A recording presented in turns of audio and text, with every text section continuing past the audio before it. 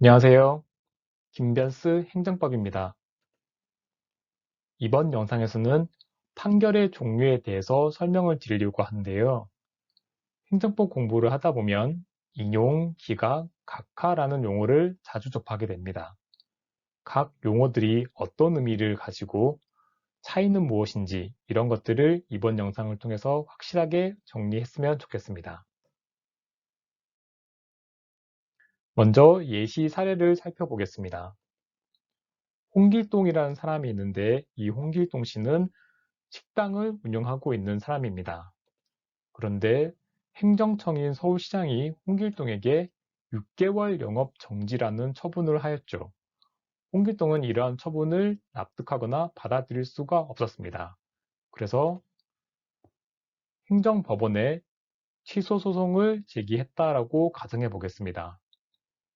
이런 상황을 법적인 관점에서 다시 좀 분석을 해보면 먼저 6개월 영업 정지 처분이 소송의 대상이 됩니다.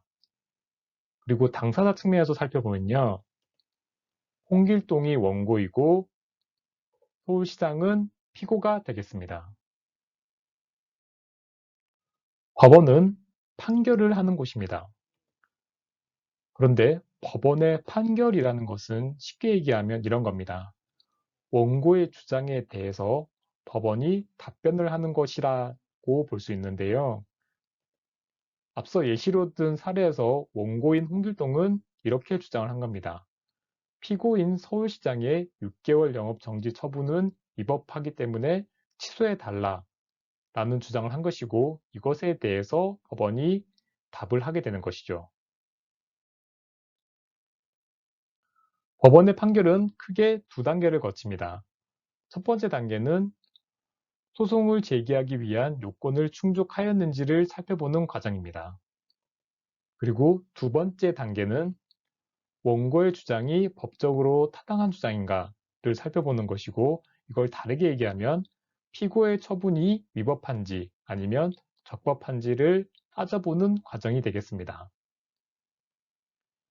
1단계인 소송요건 충족 여부를 판단하는 것을 소송요건 판단이라고 부르고 두 번째 단계의 원고의 주장이 법적으로 타당한지를 살펴보는 과정을 본안 판단 이렇게 부르고 있습니다. 소송요건 판단과 본안 판단은 구별된 개념이기 때문에 잘 구분을 해주시는 게 좋겠습니다. 법원이 판단을 내리기 위해서 거치는 단계 중 첫 번째 단계인 소송요건 판단을 살펴보겠습니다. 적법한 소송을 제기하기 위해서는 여러 가지 갖추어야 할 요건들이 있습니다. 예를 들면 대상 적격, 원고 적격, 피고 적격, 협의의 소의 이익, 예외적 행정심판 전치주의, 제소기간, 관할 법원 이런 것들이 있고 이러한 소송 요건을 모두 갖춰야 적법하게 됩니다. 소송 요건 충족 여부를 판단을 해볼 때 만약에 소송 요건을 충족하지 못하는 경우를 생각해 볼 수 있는데요. 예를 들면 소송 행정처분과 무관한 제3자가 소송을 제기하는 그런 경우가 있습니다. 이럴 경우에는 원고 적격을 충족하지 못하게 되고 이걸 다르게 하면 소송 요건 충족을 하지 못한 것입니다. 이렇게 소송 요건을 충족하지 못하게 되면 법원은 각하 판결을 합니다.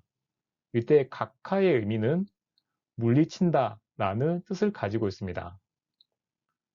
그리고 소송 요건을 충족한 경우에는 첫 번째 단계를 통과했기 때문에 두 번째 단계의 본안 판단으로 넘어가게 되는 것이죠. 두 번째 단계인 본안 판단에 대해서 살펴보겠습니다. 본안 판단은 다시 두 가지 경우로 나눌 수가 있는데요. 첫 번째는 피고의 처분이 위법한 경우입니다.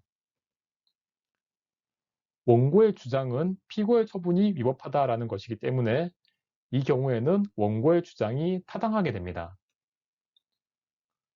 법원에서는 원고의 주장이 타당하다라는 것을 다르게 표현하기도 하는데 원고의 주장이 이유 있다 이렇게 표현하기도 하기 때문에 이 표현도 잘 알아두시는 게 좋겠습니다.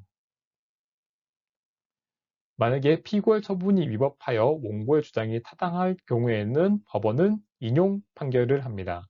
이때 인용이라는 뜻은 인정하여 용납한다 이런 뜻입니다. 판결의 결론을 주문이라고 부르는데요.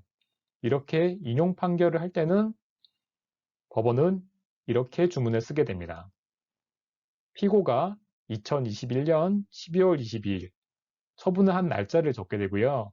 원고에 대하여 한 6개월 영업 정지 처분을 취소한다 라고 기재가 되는 것이죠. 두 번째 경우로 가보겠습니다. 피고의 처분이 적법한 경우입니다.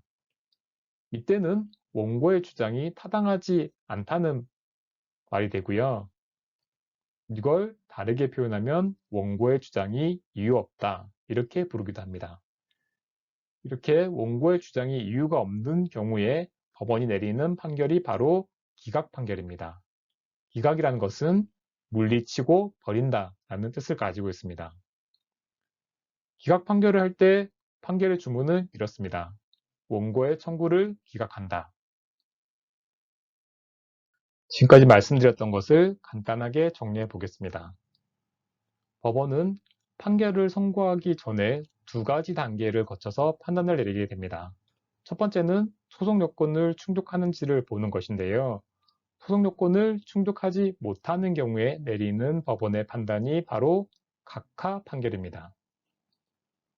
소송 요건을 충족하게 되면 두 번째 단계로 넘어가게 되고요. 이때 두 번째 단계는 원고의 주장이 타당한지 아니면 타당하지 않은지를 가리는 본안 판단의 단계입니다. 원고의 주장이 타당하지 않을 때는 법원은 기각 판결을 선고하게 됩니다. 그리고 원고의 주장이 타당한 경우에는 법원은 인용 판결을 하게 되는 것이죠. 이때 인용 판결을 했다는 것은 피고의 처분이 위법하다라는 것과 똑같은 말입니다.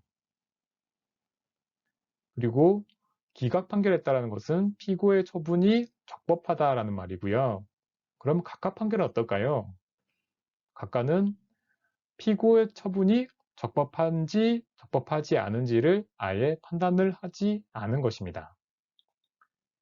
이렇게 인용, 기각, 각하는 비슷해 보이기도 하지만 다른 개념이기 때문에 잘 구분하셨으면 좋겠습니다. 오늘도 영상을 시청해 주셔서 감사드립니다.